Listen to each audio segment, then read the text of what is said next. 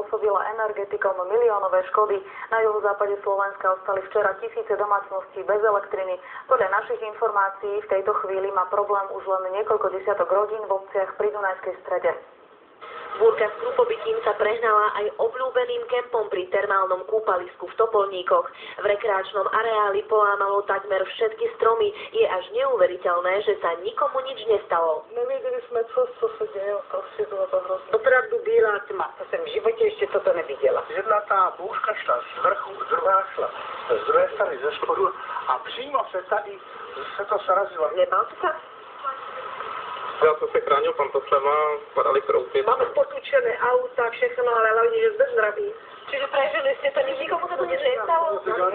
Kempe prázdninujú hlavne zahraniční turisti, Nemci, Poliaci a najviac Čechov. Mnohých ľudí zasiahla búrka priamo v bazéne, kúpalisko museli zatvoriť, no už zajtra by malo byť opäť v prevádzke. Väčšina turistov sa preto rozhodla aj napriek bojovým podmienkam v kempe zostať. Budem pokračovat dál aj bez přecíně.